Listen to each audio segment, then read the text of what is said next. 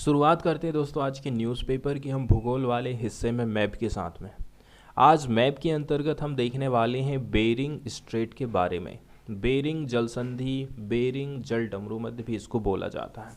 ठीक है, चूँकि यूपीएससी ने 2009 में बेरिंग जल डमरू मध्य से क्वेश्चन पूछा था कि ये कौन कौन से जो ओशियन हैं उनको कनेक्ट करती है या फिर कौन कौन से जो महाद्वीप हैं उनको ये अलग करने का काम करती है।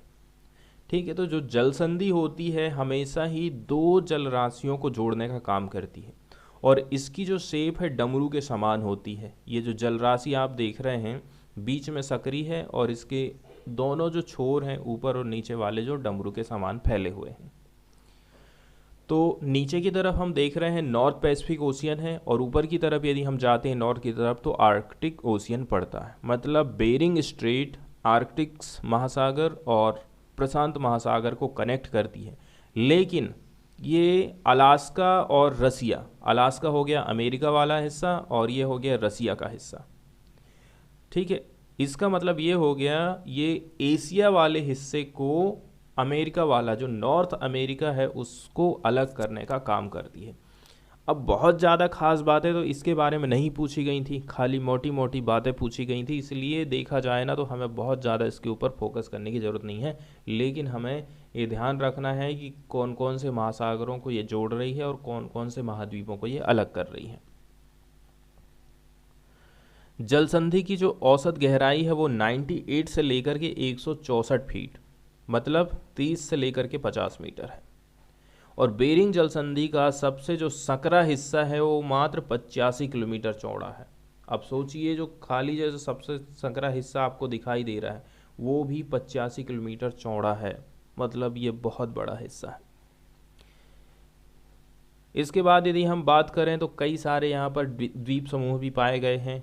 डायोमेड द्वीप समूह और सेंट लॉरेंस द्वीप समूह बेरिंग जल संधि में ही पड़ते हैं। ठीक है, यहाँ पर जो सेंट लॉरेंस हो गया, एक और जो द्वीप समूह है जो कि यहाँ पर हमको दिखाई नहीं दे रहा है, इसी जल संधि में पड़ता है।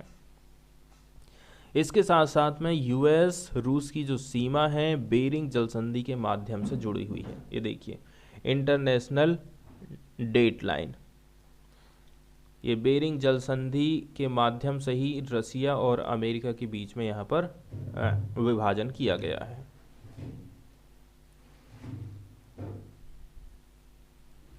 इसके अलावा थोड़ी सी एडिशनल जानकारी यदि हम देखें तो ये जो जल संधि है स्ट्रेट है इसका नाम पड़ा है विट्स बेरिंग के नाम पर, जो कि एक डेनिश कप्तान थे। 1728 में चैनल के लिए रवाना हुआ था।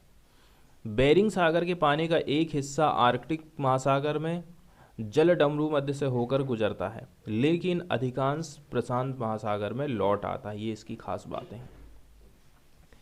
दूसरे नंबर की बात यह है सर्दियों में विभिन्न तूफान इस क्षेत्र से गुजरते हैं और समुद्र लगभग 1.2 मीटर मोटी बर्फ के खेतों से ढक जाता है, चादरों से ढक जाता है। गर्मियों के लिए अभी भी नहर के जो किनारे हैं बर्फ के टुकड़े हमको देखने को मिलते हैं। बताया जा रहा है कि ये जो आइस एज के दौरान समुद्र का जो जल स्तर है सैकड़ों फीट नीचे गिर गया था, जिससे जल डमरू मध्य एशिया और उत्तरी अमेरिका के बीच भूमि पुल में चेंज हो गया है। इससे कुछ लगभग यदि देखें तो 20,000 से 35,000 साल पहले पौधों, मनुष्यों और जानवरों के एक महत्वपूर्ण प्रवास के लिए संभावना बन पाई थी। इसकी कुछ बातें हम देखें हैं कि ज़्यादातर ये जो हिस्सा है अब चूंकि हम एकदम नॉर्थ की तरफ चले गए हैं इसलिए ये हिस्सा बर्फ़ से ढका रहता है, मतलब एकदम ठंडा एरिया है ये। वहीं हिस्ट्री की यदि हम बात करें तो कुछ साक्ष्यों से पता चला है कि साइबेरिया और अलास्का के बीच में जैविक संबंध है। ये माना जाता है कि ये जो पुल है लगभग 11,000 साल पहले तक खुला रहा था। और ये जो एरिया है यहाँ पर हमको टुंड्रा झाड़ियों का विस्तार देखने को मिलता है, जिसमें चराई करने वाले जानवरों के लिए उतना ज़्यादा भोजन नहीं मिल पाता है। लेकिन कुछ वैज्ञानिकों का मानना है कि बाइसन और मैमथ के लिए यहाँ पर कुछ वनस्पति मौजूद रही होगी। द्वीप में तो हम देख चुके हैं कि यहाँ पर कई सारे द्वीप हैं, ठीक है, जिसमें सेंट लॉरेंस हमें याद रखना है, और एक और नाम हमको याद रखना है, डोमिसस, डियोमेडस। ये दो नाम हमको याद रखना है क्योंकि ये इसी जल संधि में लोकेटेड हैं।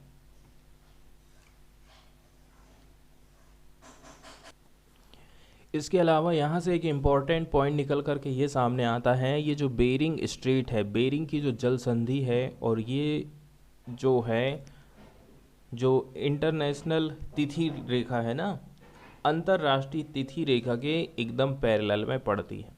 तो ये पॉइंट भी हमको ध्यान रखना है कि कौन सी जल संधि ऐसी है जो कि अंतर्राष्ट्रीय तिथि रेखा, जो कि लंदन की ग्रीनविच से होकर के गुजरती है, उसके पैरेलल में इसकी लोकेशन है। इसके साथ साथ में कुछ और फैक्ट ऐसे हैं, जैसे कि विश्व की सबसे बड़ी सबसे चौड़ी जल संधि, सबसे चौड़ी जल संधि कौन सी है? डेविस जल संधि।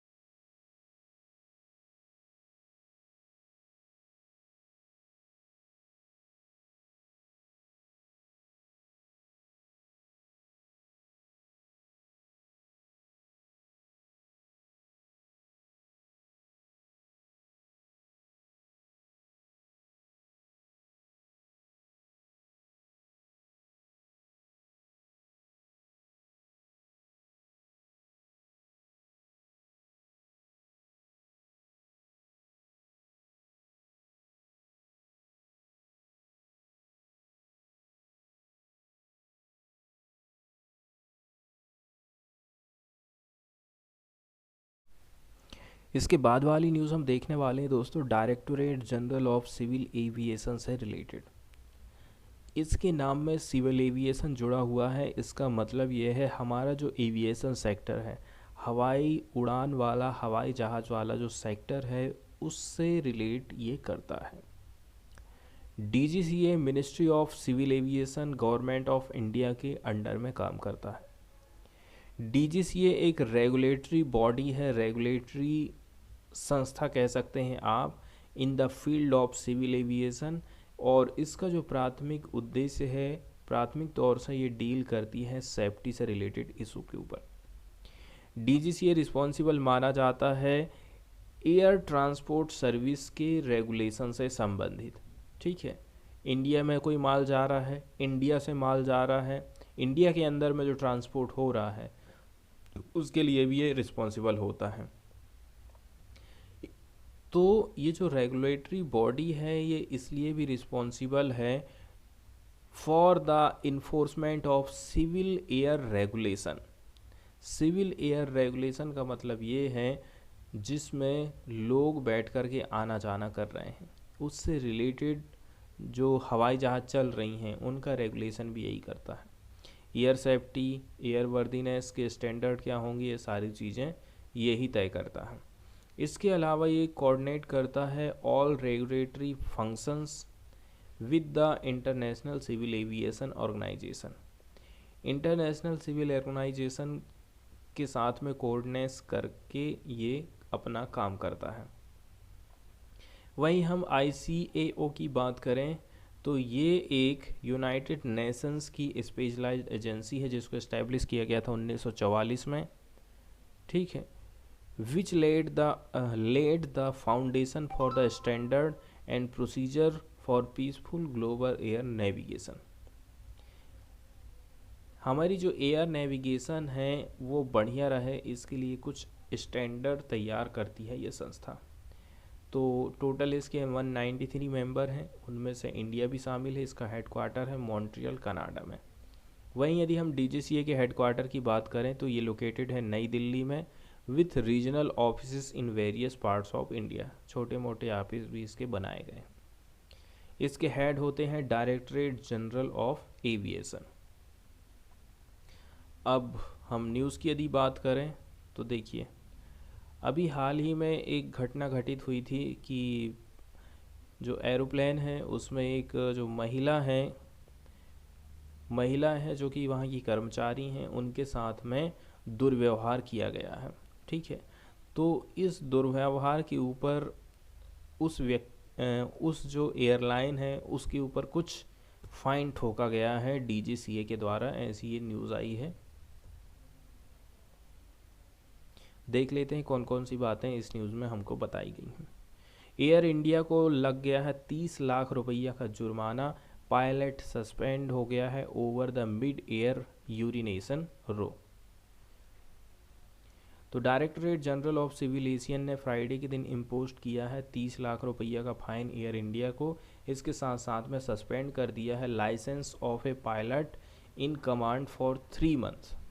जो पायलट इन कमांड था उसके लाइसेंस को 3 महीने के लिए क्या कर दिया है, सस्पेंड कर दिया है for their failure to report to regulator. क्यों? क्योंकि इसको रेगुलेटर को रिपोर्ट करना चाहिए थी इस इंसिडेंट के बारे में, जिसमें इन्वॉल्विंग था शंकर मिश्रा, जिसने पेशाब कर दिया था एक वुमेन को ट्रैवलर को during a New York Delhi flight in November. तो ये घटना घटित हुई थी, इसी के चलते चलते ये कदम उठाना पड़ा है इस रेगुलेटरी बॉडी को। The airline has been slapped with the penalty because of its failure to comply with civil aviation requirement. इसके ऊपर ये क्यों ठोका गया है? क्योंकि जो सिविल एविएशन का रिक्वायरमेंट है उसको ये पूरा नहीं कर पाया है, या फिर DGCA रूल्स को ये पूरा नहीं करा है। According to the rules it should have reported the incident to regulator. सबसे पहले ये घटना बताई जानी थी किसको? रेगुलेटर को। And formed an internal committee to prove the matter. इसके बाद एक कमेटी बैठाती इस मैटर की जांच के लिए। तो जो पायलट है, पायलट का जो लाइसेंस है वो सस्पेंड कर दिया गया है as per the rule 141 of the aircraft rule 1937, which holds the pilot in command responsible for directing the crew to properly discharge their duty during the flight, as well as being in charge of the passenger safety and flight disciplines. तो passenger की safety, इसके साथ साथ में flight discipline के हिसाब से ही ये कदम उठाया गया है। इसके साथ साथ में एविएशन रेगुलेशन ने इम्पोज किया है 3 लाख रुपया किसके ऊपर, director of in flight service के ऊपर, who is in charge of the cabin crew as well as responsible for reporting in flight incident as a senior DGC official said. अब देखना ये है कि इतनी जो फाइन ठोकी गई है, इससे इस प्रकार की घटनाएं फ्यूचर में होंगी या कम हो जाएंगी। इसके बाद वाली न्यूज़ हम देखने वाले हैं सोशल मीडिया से रिलेटेड। सोशल मीडिया में आजकल हम देखते हैं यूट्यूब में जो व्यक्ति फेमस हो गया, जो लड़की फेमस हो गई है, इंस्टा में जो लड़की फेमस हो गई है, उससे कोई भी प्रोडक्ट का प्रचार प्रसार कराना कंपनी चालू कर देती है। क्यों? क्योंकि उसको हीरो हीरोइन से यदि वो प्रचार प्रसार करवाती है तो उसको कहीं ज़्यादा खर्च करना पड़ेगा। ठीक है, इसके साथ साथ में ये लोग आसानी से अवेलेबल हो जाते हैं, ये लोग आसानी से मान जाते हैं और इनकी जान पहचान आज के टाइम में बहुत ज़्यादा बढ़ रही है। ऐसे लोगों को ये लोग पकड़ते हैं और उनसे प्रचार प्रसार करवाते हैं। इसके लिए गवर्नमेंट की तरफ से कुछ नई गाइडलाइन आई हैं ताकि सोशल मीडिया के ऊपर यदि कोई भी ऐड आप कर रहे हैं तो उसको रेगुलेट किया जा सके। केंद्र सरकार ने फ्राइडे के दिन रिलीज़ किया है कुछ इंडोर्समेंट महत्वपूर्ण गाइडलाइन जो सेलिब्रिटीज़ लोग हैं उनके लिए, सोशल मीडिया इन्फ्लुएंसर हैं उनके लिए। ठीक है, उसने अनिवार्य कर दिया है कंपलसरी डिस्क्लोजर ऑफ मॉनिटरी और material benefits of a product और a brand they are promoting through social media platform. आप जो भी चीज़ का प्रचार प्रसार कर रहे हैं तो आपको उसके मटेरियल बेनिफिट के बारे में बताना पड़ेगा, ये अनिवार्य हो गया है। यदि आप ऐसा करने से फेल हो जाते हैं तो आपके ऊपर 50 लाख रुपये तक की पेनाल्टी लगाई जाएगी। Union consumer affair secretary Rohit Kumar Singh ने कहा है, disclosure must be prominently and clearly displayed in the endorsement and terms such as advertisement, sponsored और paid promotion should be used for all sort of the endorsement. The step, he said, is after considering the increased use of social media for promotional activities that go beyond advertisement or advertorials in the print or electronic media। आप जिस चीज़ का विज्ञापन कर रहे हैं ना, सबसे पहले तो आपको ये बताना पड़ेगा कि आपने उसका इस्तेमाल किया और आपके ऊपर ये फ़ायदा हुआ है, तब जाकर के आप किसी का भी प्रचार प्रसार करिए। ऐसा भी सरकार ने प्रावधान ला दिया है। तो इसमें बहुत सारे नियम कानून सरकार ने बना दिए हैं। उपभोक्ता मामलों का जो डिपार्टमेंट है सोशल मीडिया इन्फ्लुएंसर के लिए एक बहुत बड़ा बदलाव लेकर के आया है।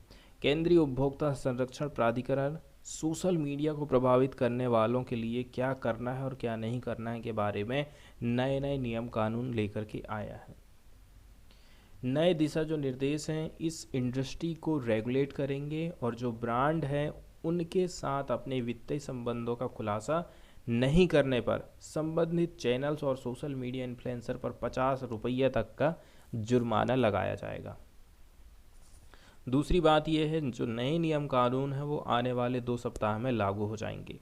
कंटेंट निर्माता और सोशल मीडिया इन्फ्लुएंसर को सोशल मीडिया पर उत्पादों को बढ़ावा देने के लिए ब्रांडों द्वारा भुगतान किया जाता है। ठीक है, इनको पैसा मिलता है ऐड करने का। प्रस्तावित दिशा निर्देशों के हिसाब से देखें ना तो सोशल मीडिया इन्फ्लुएंसर को किसी ब्रांड के साथ अपने जुड़ाव की घोषणा करनी होगी कि वे उसका इस्तेमाल कर रहे हैं। वे यदि किसी उत्पाद का समर्थन करने के लिए उनसे पैसे ले रहे हैं तो सबसे पहले आप ये बताओ कि आपके ऊपर उसने फ़ायदा किया है कि नहीं किया है। यदि हम एक रिपोर्ट के हिसाब से देखें ना तो इस इंडस्ट्री का जो वैल्यू है वो 900 करोड़ रुपया है और इसके 2025 तक 2000 करोड़ रुपए तक पार करने की संभावना है। तो ऐसे पहली बार नहीं है कि सरकार ने ऐसा कदम पहली बार उठाया है। इससे पहले जो जुलाई 2021 में भारतीय विज्ञापन मानक परिषद ने प्रभावशाली विज्ञापन दिशा निर्देशों के उल्लंघन के लिए डिजिटल और सोशल मीडिया प्लेटफार्मों की निगरानी चालू कर दी थी। कंपनियों से मुफ्त आइटम प्राप्त करने वाली प्रभावशाली और सोशल मीडिया हस्तियां टैक्स का भुगतान करने के लिए उत्तरदायी हैं और उन्हें टीडीएस का 10% की दर से भुगतान करना होगा। आयकर विभाग द्वारा जारी दिशा निर्देश इसी साल जुलाई 2022 से लागू हो गए थे। ऐसी बहुत सारी बातें हैं इसको लेकर के।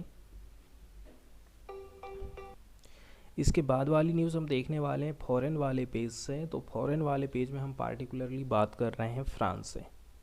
फ्रांस के जो राष्ट्रपति हैं इमैनुअल मैक्रोन, उनकी प्लानिंग चल रही है कि हम डिफेंस में जो पैसे खर्च कर रहे हैं उसको अब इंक्रीज़ करेंगे आने वाले नेक्स्ट 7 ईयर्स के लिए। ठीक है, 3 गुना इसमें वृद्धि हमको देखने को मिलेगी। प्रेसिडेंट इमैनुअल मैक्रोन ने फ्राइडे के दिन अनाउंसमेंट किया है कि वो इंक्रीज़ करेंगे फ्रांस के डिफेंस बजट को। कितना? 1/3 for the next 7 years after Russia's invasion of Ukraine rattled Europe, क्योंकि यूरोप को पूरा इस चीज़ ने हिला दिया है रसिया ने यूक्रेन के ऊपर आक्रमण करके। He said he would ask parliament to approve a new budget of over 400 billion Euros. वो चाहते हैं कि 400 बिलियन यूरोस हम इन्वेस्ट करें अपने डिफेंस सेक्टर में, मतलब 430 बिलियन यूरो 2024 से 2030 के लिए। ठीक है, ये टाइम पीरियड रखा गया है। पहले था 295 बिलियन यूरोस। ठीक है, 1/3 इसमें वृद्धि करने की बात करी जाती है। इसके अलावा पेरू से क्लैसेस की खबर आ रही है कि वहाँ के जो लीडर हैं, ठीक है, उनसे इस्तीफे की मांग की जा रही है वहाँ के नागरिकों के द्वारा। Clashes in Lima as 1000 rally against Peru government. ठीक है, तो लीमा जो शहर है, लीमा जो सिटी है वो न्यूज़ में है और ये पेरू की कैपिटल है। ठीक है, यदि मैप वाले हिस्से में पॉलिटिकली हमसे कोई चीज़ पूछी जाएगी तो हो सकता है लीमा पूछा जाए। ठीक है, कि किस देश से ये संबंधित है। और यदि कोई व्यक्ति है जो कि चर्चा में रहा है तो वो यहाँ के लीडर हैं। ठीक है, यहाँ के जो प्रेसिडेंट है डीना बोलार्टे, ये चाहते हैं कि ये प्रेसिडेंट अपना क्या काम करें, अपना इस्तीफा दे दें, फिर से फ्रेश इलेक्शन कराए जाएं। इसी के चलते चलते यहाँ पर हम देख रहे हैं कि धरना प्रदर्शन बहुत ज़्यादा हो रहे हैं।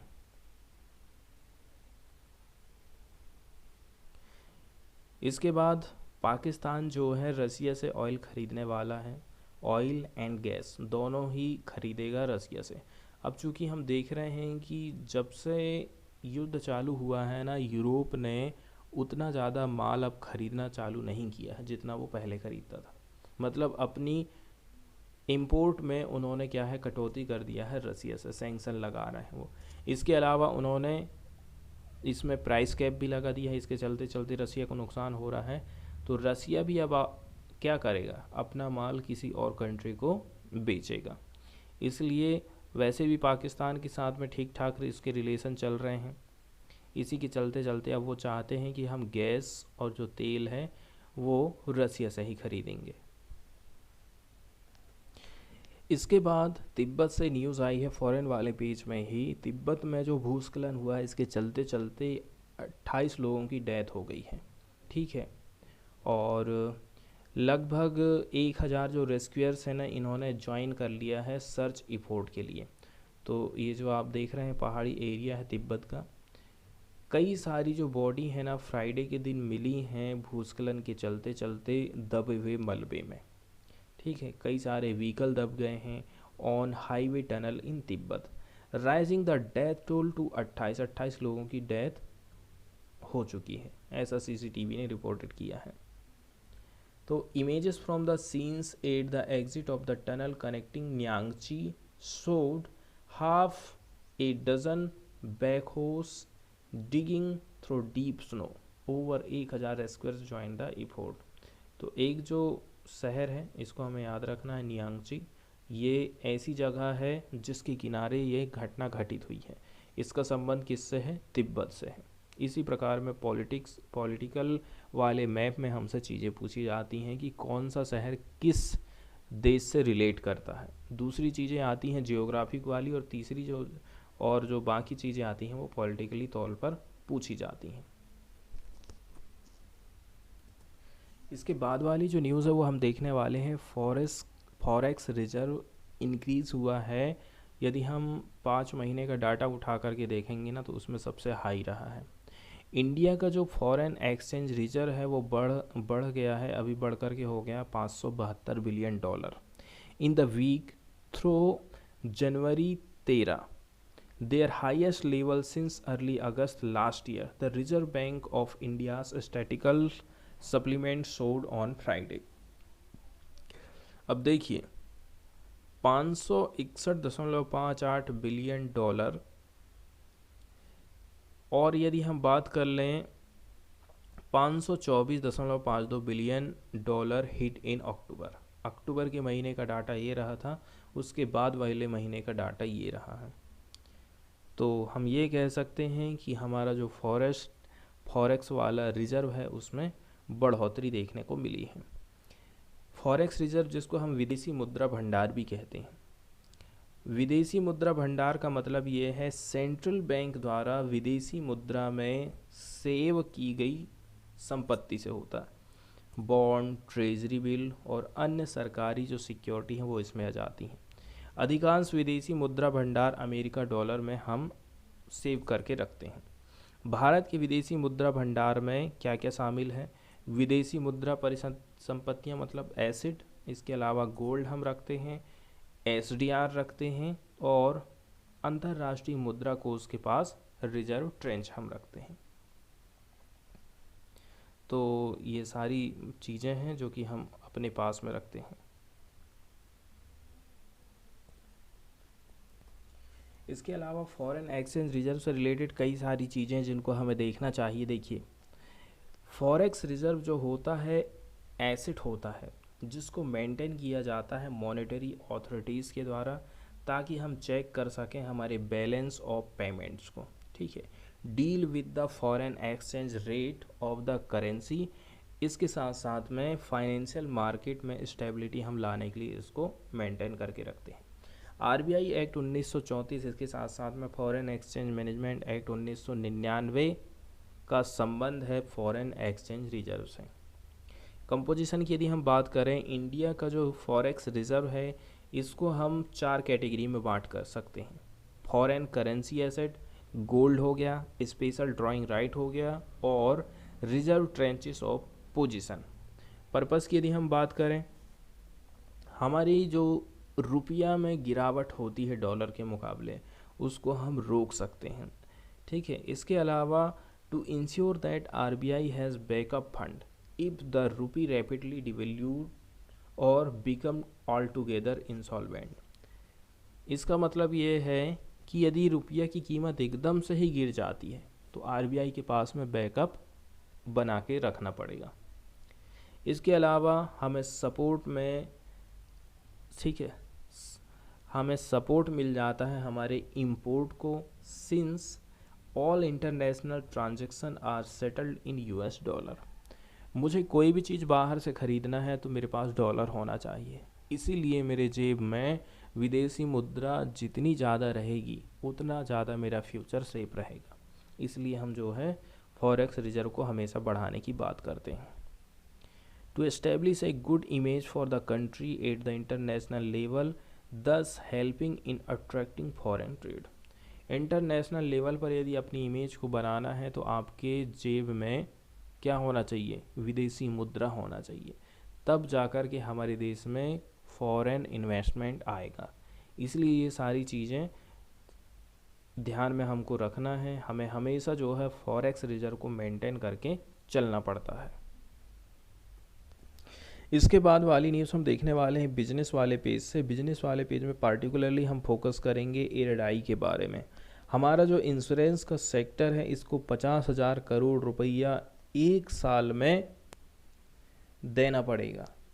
ए year to double reach in the next 5 year. ठीक है, यदि आज के टाइम में 10 लोग बीमा करा रहे हैं, हम चाहते हैं कि 5 साल में 20 लोग बीमा कराएं, तो हमें बीमा सेक्टर को 50,000 करोड़ रुपया देने की ज़रूरत है, ऐसा कहना है इरडाई का। तो इंश्योरेंस इंडस्ट्री को ज़रूरत पड़ेगी कैपिटल इन्फ्यूज़न की 50,000 करोड़ रुपये की हर साल, ताकि डबल हो सके इसके पेनिट्रेशन आने वाले 5 साल में। ठीक है, इस सेक्टर की वॉचडॉग है इरडाई।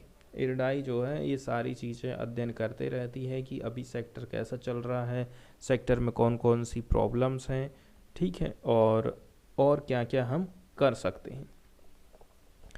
जो इरडाई है, इसको यदि हम इसके फुल फॉर्म को देखें और इसकी कुछ बेसिक बातों को देखें, तो हमें पता चलेगा कि इंश्योरेंस सेक्टर कैसे करके रेगुलेट होता है।